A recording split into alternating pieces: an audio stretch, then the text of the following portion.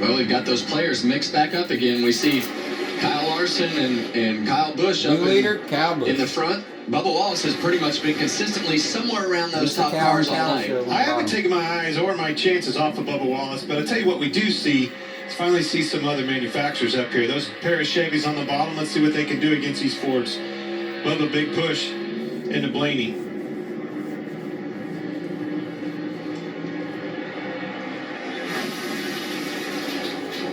Yeah, and you saw when Bubba Wallace hit the back of Ryan Blaney right there, you can almost see the bumper cover kind of cave in as you see Chase Elliott pop out into that third lane. But I'm also watching Kyle Larson. It just doesn't seem like he can get to the bumper of the 8 car at all. 4 drivers at the front, each trying to win their first Daytona 500. Here comes a big push. Chase Elliott in the back of Wallace on that outside to the lead. Well, now you think that's just a classic case of Ryan Blaney trying to save a little bit more fuel, and those guys are just not in that mode to his extent right now. Regardless, it's up the same bumper it always is, that 9 car.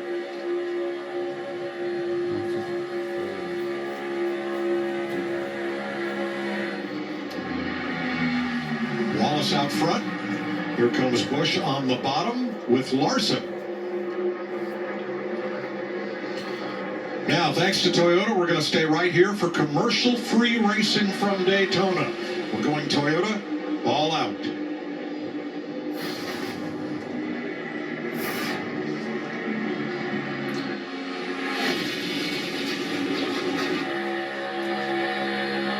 Christopher Bell here. Well back, middle of the pack. Is that the danger zone? We'll see. 20th spot right there.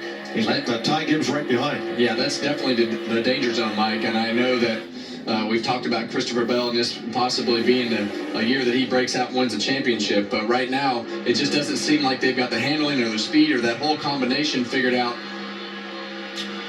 Riley Herbst right there. You saw Reddick on his outside. Both sides.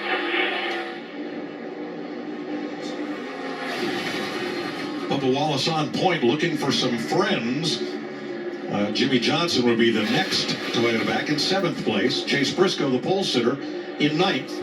And then 5 cars all right in a bunch with Briscoe, Jones, Herbst, and Reddick. Briscoe's, I think he's clawing back. He had some damage on that accident that we had with Chastain and them down in 1 and 2. That car seems to be fixed and back on the mend. John Hunter Nemechek, part of that group in that middle lane. Made up mostly of Toyotas. And it's been an impressive run for Jimmy Johnson. You know, I think we talked about him coming back to run a few races and saw his struggles in this particular car, but he has definitely been more consistently up towards the front with this Daytona 500 and everything that he's done this weekend. Way more competitive than we've seen. Bubba Wallace, Thursday night winner, back out to the front and leading that group up in the high lane.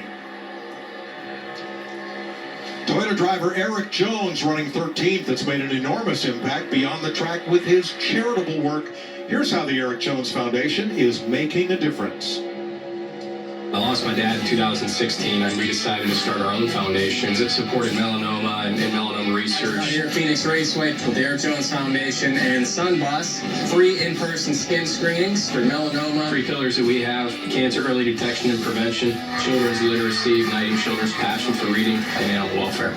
You get to read everybody's stories, and you get to choose these groups that you're going to support. You're saving lives, you're changing lives. There's nothing more rewarding than when you can give to organizations that are really deserving.